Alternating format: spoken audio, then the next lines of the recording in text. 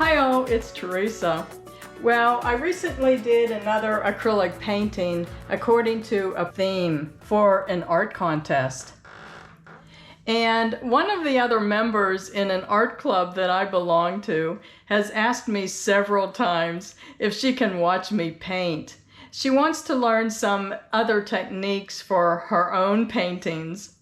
So Suda, this video is for you. I hope you learn some new techniques and I hope it's helpful. So because I made the mistake in my last couple acrylic paintings because I hadn't done a detailed enough drawing ahead of time, I'm going to draw out this acrylic painting in much more detail. And I'm using about 10 photos for reference for each of the elements in this painting. And so I'm doing it pretty detailed, and here it is. This is what I'm going to start with as a basis. So using this 1/4-inch foam board panel, I'm going to use a very limited paint palette of about 5 colors to start with. And I just use these inexpensive acrylic paints. And I'm roughly painting in the background. I usually go from the background and then move forward to the elements that are more in front.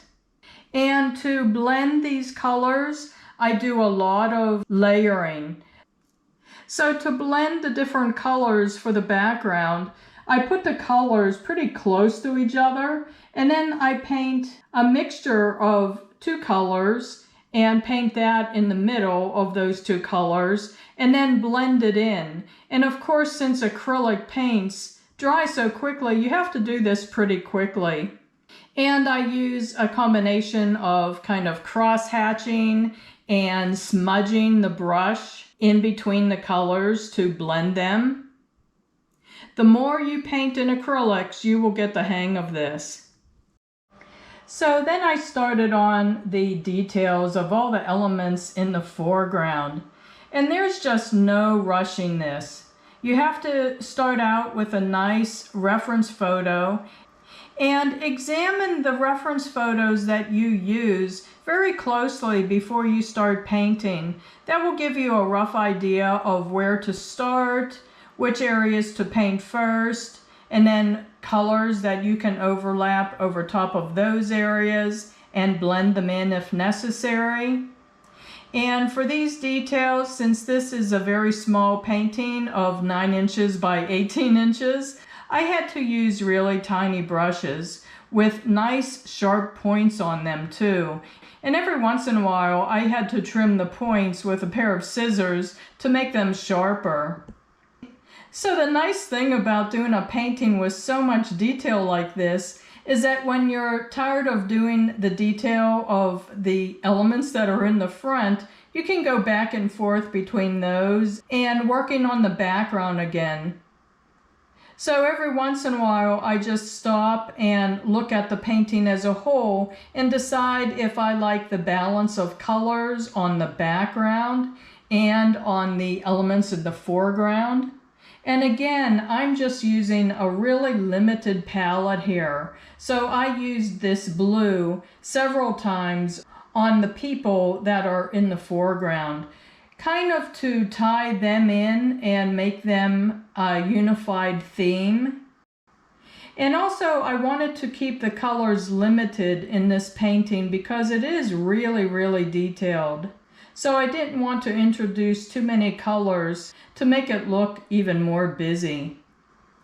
And when I'm painting these details, I am using the reference photos to get the posture of the bodies, but I'm not painting them to look exactly like the reference photos. I'm just using the reference photos to get me started on the body positions and maybe the look on the face. But the look on these faces is entirely different than the reference photos. I just painted them to look the way I wanted them to look.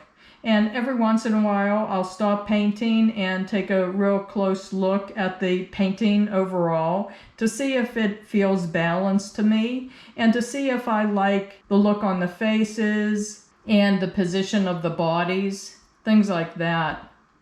So every once in a while, I would change something about the position of the bodies or to the other elements that they connected to, just so that it looked like it flowed nicely, according to my original design that I had in my head. When I was painting these green leaves in the very middle of the painting, I did want this green to be very vibrant and to stand out from the green of the background. So I did introduce 2 more colors to the palette, and I am happy with this nice vibrant green because it makes these leaves in the middle of the painting stand out the way I wanted them to. And again, I'm just continuing to paint this very fine detail.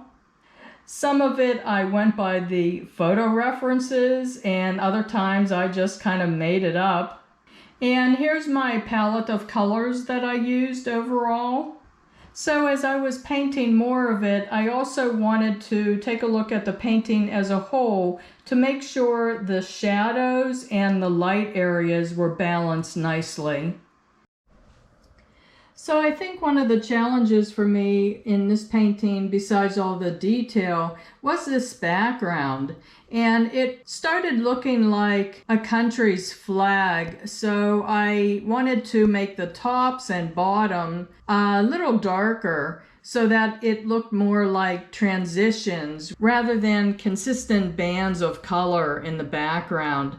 So darkening the top and bottom with some more of the burgundy color, I think it did help quite a bit. And now I'm happy with the background as well as the details of all the figures in the front.